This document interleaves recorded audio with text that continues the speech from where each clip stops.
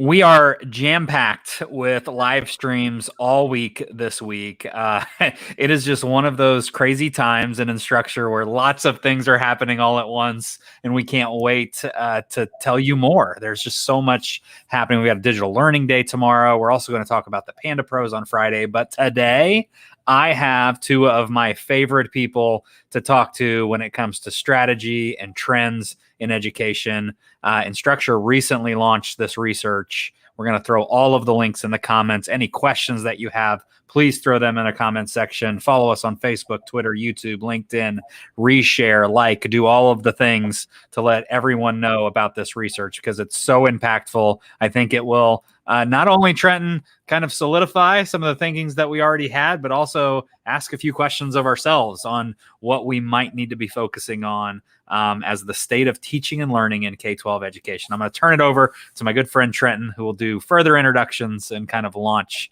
this session.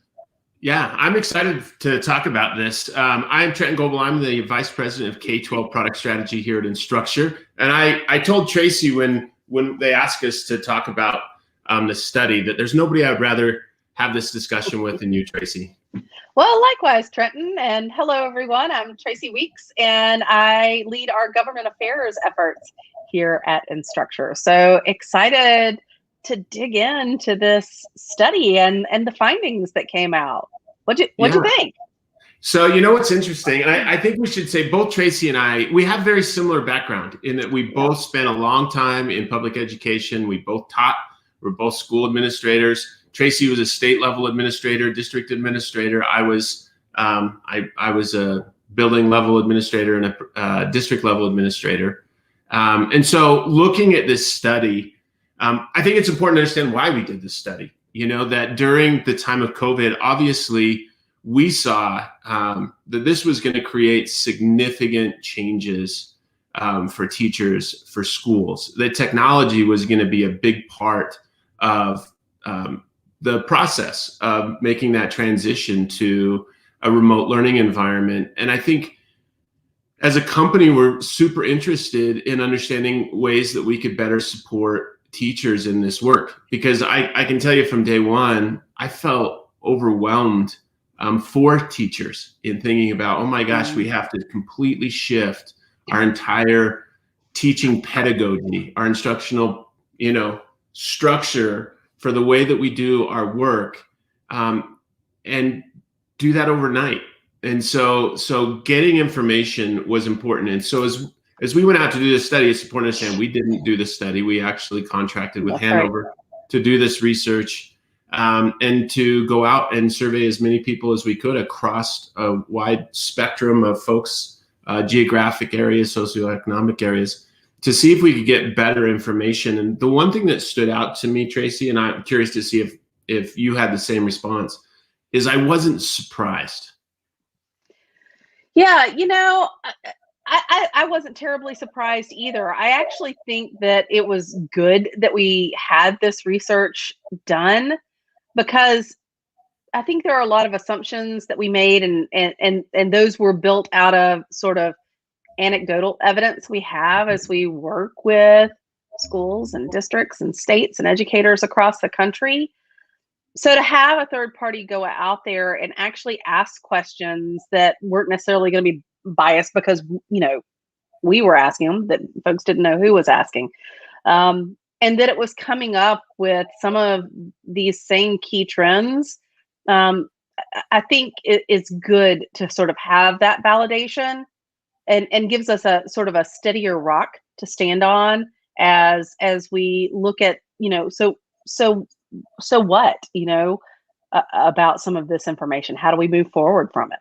Yeah. And what's interesting, from the time I left public education to go into the ed tech space, the one thing that I've always said is it's never about the technology. It's never about the tools. It should always be about whether or not your tool or your technology supports the work that teachers are doing in the classroom, and if it doesn't, then you need to do something else, because you can't have technology get in the way of the work that teachers are doing. And the very first thing, there's really 6 things we're going to talk about that we pulled from this study that I think are interesting. But the number one factor is nothing beats a high quality teacher. Surprised? Not at all. And you know what? We're not the only researchers who found this, right? I think this is coming from. We've had lots and lots of research, I think, done in the field that says this. What I love about this, and you can see the statistic on the screen right now, is that this is, we asked parents, like, what do you think was the most important factor in your child's success? And overwhelmingly, parents said having a great teacher. And I think we should note, Trenton, that this research was done at the beginning of 2021. So this is after parents and families have spent a significant amount of time in potentially remote or hybrid learning environments. And still, one of the things that really came out was, it honestly doesn't matter, if you have the best tools in the world, you have to have a high quality teacher in there to really, impact students. Yeah. And I think one of the things that came out of this is just that recognition that it's not just about the instructional, aspect of teaching, but it's the relationship. I had a friend reach out to me and say, I've heard you say it's not about the tool, it's about practice for years. But when I was home with my 3 kids, watching struggling with my wife to figure out how in the world are we going to keep our students engaged, the whole time that notion of it's not about the tool, it's about the practice just ran through my head. And he had said, I've never appreciated teachers more than I have during this process, because I had no idea how hard it would be to engage my students, to keep it interesting day after day. And so it's, to me, that element of, it's the significance of having high quality teachers who create those relationships with students so incredibly important. And I felt that, even being an educator, being on the other side as a parent and watching how my own children engaged with their teachers, you really do see that. So I think he's hitting it straight on right there.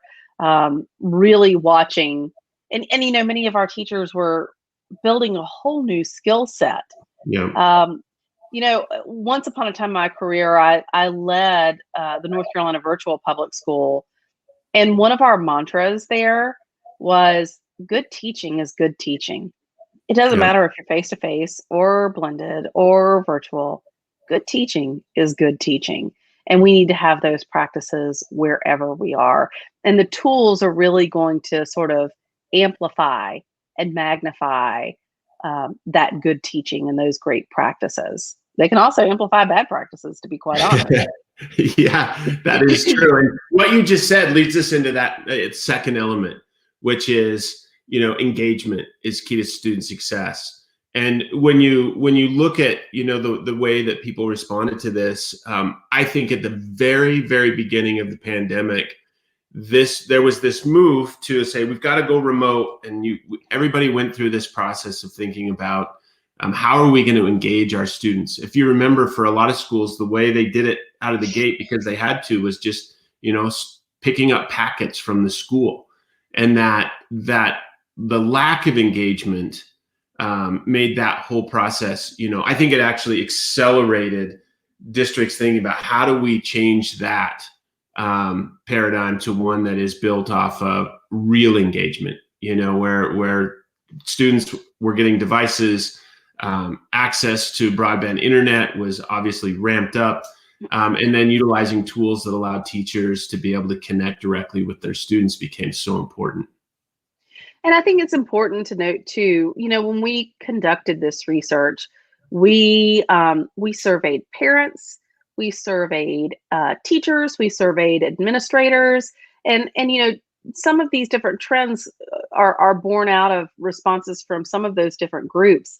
And while that first trend certainly came from responses from the parent, I think this is something that we're really seeing from our educators, from the teachers, in what they're seeing in terms of, keeping the kids on top of things, that they found that student engagement was critical, and having the tools there that were going to allow them to deeply connect with their students. And I think you even see that, student attendance, even got 85% of the responses. And I love sort of that caption around technology helps with all of those things. And it's really there, again, to amplify those excellent practices that our teachers are so skilled at. Yeah, and I'm going to shamelessly plug Canvas at this point, because the reality is, when we talk about Canvas, I think when you and I talk about Canvas to educators, I like to think of Canvas as kind of that digital classroom where we are really focused not so much on personalizing learning or just getting students access to things, but creating an environment that allows learning to be made personal for each student. That really became important around engagement. If you don't have the ability to know exactly what you're supposed to do and when things are due, and you're not getting feedback back on how you did, it makes engagement really tough. And so I'm really proud of the work that our team has put in on all levels to not only support the work that teachers were doing, but also we spent a lot of time listening and learning from educators and working towards making a lot of changes, especially for our K12 users, because we just saw a need because so many of our educators had made that transition. Absolutely. And I think that not all student engagement is the same. I think that there are quality forms of engagement, and there are some fairly passive forms of engagement, click next being one of those. So I think one of the tricks here is keeping them authentically engaged in their learning. Yeah, I love that. So what was interesting is the third element. This one is near and dear to my heart, and I have some thoughts about this. I bet you do. But the interesting thing was that out of all of the things surveyed, the idea that taking an end of level test was important during the pandemic, scored at the very lowest. And I'm not surprised by that. I'm not surprised that one of the first things to go were those end of level assessments. But I also think it has helped to accelerate a conversation around how should we be assessing students. Yeah, I think that this is something that that states are thinking strongly about. I think that even our federal government is thinking deeply about this, because we've now had a couple of years where we haven't had complete end of year data, and really the only use that data ever provides us is sort of behind your back look of, well, how did we do? The sad part of it is it doesn't give it to you in time to figure out, and how can we do better? And so I think that's really why those formative assessments, really rose to the top, because it gives teachers that actionable data that allows them to really figure out, what's going on, how much have they learned, and what do we even do about it?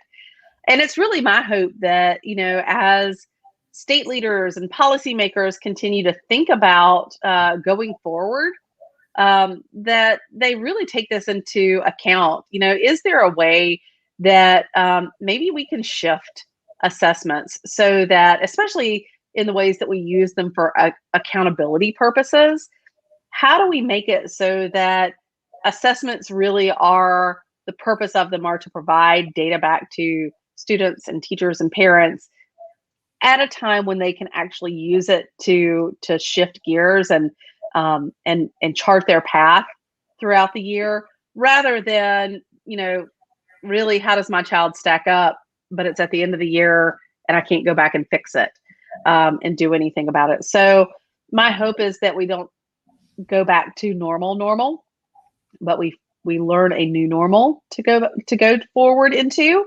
And I certainly hope, and I'm actually seeing it. I'm seeing those conversations take place at the policy level about, this is really an opportunity to rethink what we do with assessments and accountability. Yeah, I think it's, I've said many times that whenever we solicit data from students, we're creating a stressed environment. We're creating anxiety for kids. Tests are those things. As an adult, Yep. they continue to be those things. Then if we do that to students, I've always believed that we have a moral obligation to use that data to benefit those students that, so we solicited the data from, I think when I said that it's not surprising that it was one of the first things to go, I think it was because we were in a place of necessity. We were doing the things that mattered the most. And I think people immediately realized, like, well, what are we going to get from the end of level assessment that is going to benefit our students right now in these current circumstances? And that, I think, the 76% of teachers that were using formative assessments in a lot of ways kind of answers that question. The value in assessment is really identifying what students know and don't know, along with, for a teacher, it's one of the best ways to gauge our own instructional efficacy. And so as we start to think about why we're doing those things, I think the pandemic did nothing other than to say, maybe this is the time for us to rethink some of this. And on the fourth one, Tracy, I want to be mindful of time and I want to get through all of these. Sure. But the fourth one really hits into your wheelhouse as an expert in this area. You mentioned that you had been part of the virtual learning program, and this idea that hybrid teaching and learning are here to stay. 97%, reported full-time or part-time switches to remote learning. I was actually surprised it was only 97%, that it wasn't 100%. But if you notice, 81% of educators said technology will become increasingly important. I think as teachers develop new skills with technology and new ways to connect with kids, that became important. But the biggest thing down there, 67% said remote learning will continue to impact classroom practice. You're an expert in this area. How do you interpret this? Yeah, so there's, I think, a lot of things to unpack here and to think through. I think on the one hand, let's just talk about what we're seeing out there. On the one hand, we're seeing the numbers from the pandemic, go way down, and hospitalizations are down, except now that there are new variants that could be popping up, and they actually could be very localized. So while we may not see, hotspots break out across the country, we might see them in very specific places, and we may have local schools that have to shift in and out of remote learning depending on what's happening in terms of some of the variants of this pandemic. In addition to that, and even before we ever had a global pandemic, we had schools across the country who have been using Canvas and remote learning tools as they've had things like snow days or hurricanes or other, natural events that just meant that they had to be able to shift in and out. And I do think, unfortunately for the kids, that leaders have now seen ways that maybe they don't have to miss as many days for school. Maybe they can shift for a day or two into remote learning, even if it's an asynchronous day, so that kids can still play in the snow and not have to sort of miss out on a day. And on the flip side, not have to make up a day, and come in on your spring break or something else like that. So I think that we will see a little bit more normalization of switching in and out of remote and face-to-face learning. I also think that we are seeing many districts. There are still families who, while there were many families who may have struggled during remote learning, there were actually a lot of families who found that it was actually a really good fit for their student and or their family. And so what we're starting to see, in addition to the state virtual schools that exist, we're seeing schools and districts really thinking deeply about offering a virtual option, a remote option within their district for families to choose to be a part of. And now it may be a much smaller part of their district for the year, but we are seeing, especially some of our larger districts, really considering, offering that as a piece. And so I think that districts may be in a hybrid mode when it comes to offering some, remote learning opportunities and some face-to-face opportunities. I definitely think, regardless of any of this, this is a place where we owe it to our educators to help build that skill set, building that, virtual instructional design. Because even if you're using and you are face to face, there are ways that you can leverage these tools to really kind of maximize what you're able to do with each kid in the classroom. And so there are ways that you can even make your own face-to-face classroom ultimately a hybrid learning environment where they're both in the tools and in the classroom, in and out as needed. So I could probably spend a whole session talking through this, Trenton. Yeah, no, and I think you articulated all those elements. The only thing I would add is, this idea that kids are always going to miss. You talked about, whether it's snow days or whatever days that you might have that cause kids to potentially not be able to come to school, but there are always kids who are getting sick or going on vacation, and Absolutely. it may not be that you would necessarily want them dialing into a Zoom meeting, but you certainly want them to be able to engage with the things that they're missing during that time. And so I think that this idea of hybrid teaching is here to stay. I don't think it's going to be on the pandemic, the scale of the pandemic where everybody does it, or we're always talking about, Right. We've got to be ready for a pandemic. I think it becomes more of, we just have to be ready to make sure that kids who are not able to be in the classroom continue to have access to the opportunity to learn. And these tools and these skills that teachers have developed are going to facilitate some of that. So I think that's super, super powerful. Well, So I think about those kids too, Trenton, who would benefit from being able to go home at the end of the day and maybe listen to the teacher talk about it again. If there were ways that they could go back and review it, even some parents might, think about parents who are like, I don't know how to help my kid because I don't do it the same way my teacher does it. Well, maybe they could, leverage some of these tools to better understand how the teacher is teaching it during the day, and then really, sort of support that work at home.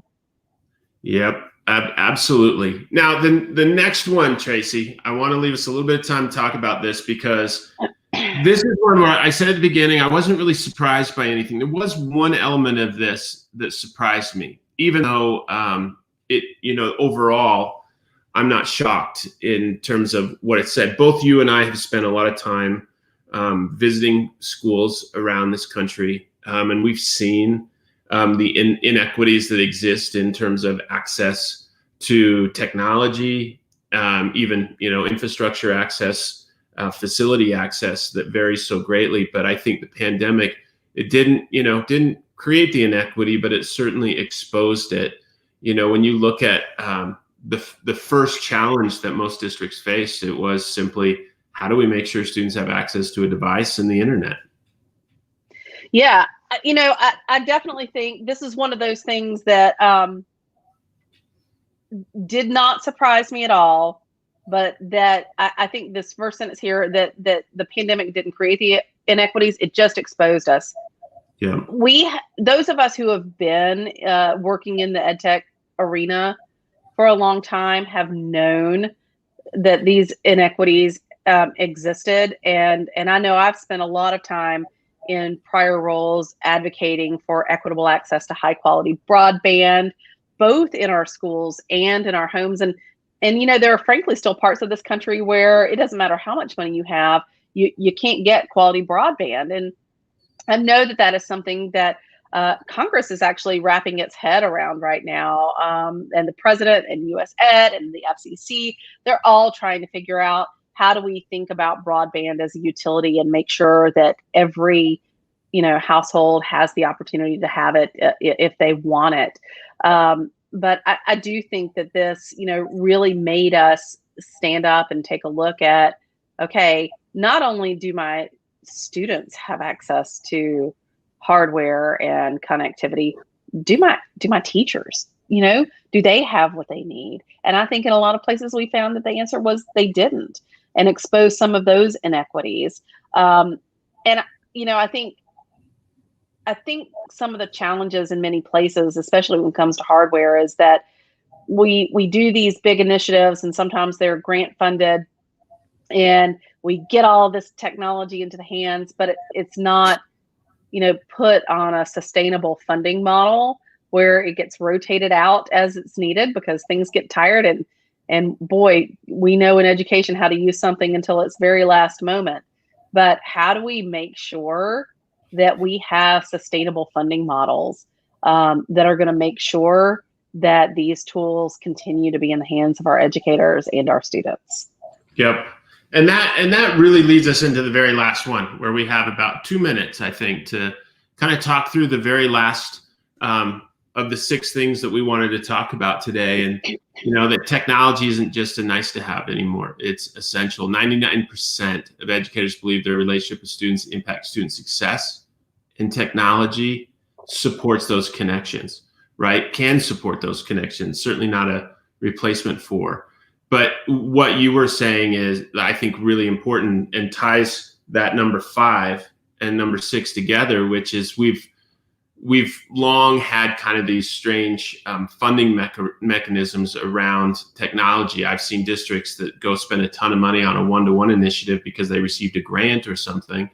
And then the next thing 2 or 3 years goes by, and we're trying to figure out, how do we maintain, how do we continue to support these technology initiatives, which are pretty darned expensive. They are. And again, I think this ties back into the idea of, we don't want to go back to normal. We want to have a new normal that we create. And to me, this data just bears out that, technology is definitely going to have a role in it. And we've got to figure out ways to both support our teachers, build their skill sets, build our administrator skill sets, and have sustainable funding models to make sure that we are, continuously able to make sure that the devices and the connectivity and the skill sets are there. Yeah. And that last part, the 78% of educators, 79% of educators, thinking about technology from the standpoint of communication. It's a way to connect. As a parent, I was my kid's principal when they were in elementary school, but as they got older and I got busier, it was really hard for me to connect in the way that I had become accustomed, right? And so I think during COVID, we saw teachers using technology as a means of being able to communicate and connect with parents. And I think that's valuable. Fantastic. And I know there's a question in the comment area about, access after the presentation. We won't just give you the slides. We can actually give you access to the ebook that has this information and more. And I think we can pop that in. And it looks like it's actually there. There it is. So making sure that you have that resource where we actually unpack these 6 key trends even more deeply than Trenton and I were able to do today. This is what Trenton and I just like to do on the side all the time, don't we? We just like to sit there and kind of talk through some of these issues. Yeah, and Eddie, thanks for allowing us to do it. And Tracy, I was right. There's nobody else I'd rather do this with. That was really likewise. Fun. Likewise. Oh, Eddie, you're on mute. Where's our bingo card? My very first live stream, guys. Just bear with me. No, we are just so blessed to have 2 individuals that are not only experts in their field, but also super passionate about education. And Trenton and Tracy are those 2 folks. There weren't going to be anyone better could present this information to the mass audience. And I just had to resubmit on LinkedIn for that user that asked the question about the slides. That link should now work in LinkedIn. There's a weird thing happening with the platform that we use, that we're not allowing the connection with LinkedIn to post comments. So unfortunately, all the other people got it, but LinkedIn, you have it now. It just came from me personally and not the account. But you guys are fantastic. Thank you so much. I can't wait. I kind of skimmed through on the research, but I can't wait to dive in further. And if anybody has any questions, if anybody wants to reach out, who's the best person for these folks that have watched today to kind of contact so that they they can get some more information if they want to dive deeper, if there's something specific they have questions about. I was gonna say, I'm gonna point to Trenton. I was just gonna say, I will tell you the best thing you can do is get online and go to, click on those links and download the ebook. And then, I honestly think that's the best way to go about it. Yeah, the ebook is absolutely fantastic. Thank you guys so much again. As always, continue to like, share, subscribe on all of the channels. We have tons of, we have 6 live streams tomorrow with districts in California. Again, we're announcing and launching Panda Pros, an opportunity for you to get to know some Canvas consultants, some one-on-one consulting. It's going to be fantastic for our educators, I believe, coming up in the fall. So we can't wait to talk more about that. Join us again tomorrow for a day of live streams, and then again on Friday for the Panda Pros discussion. I'm so excited. I only know this much, and that's probably good because I'm gonna have lots of questions for Michelle on Friday. Thanks again, guys. Appreciate you. Thank you. We'll see you. Take care.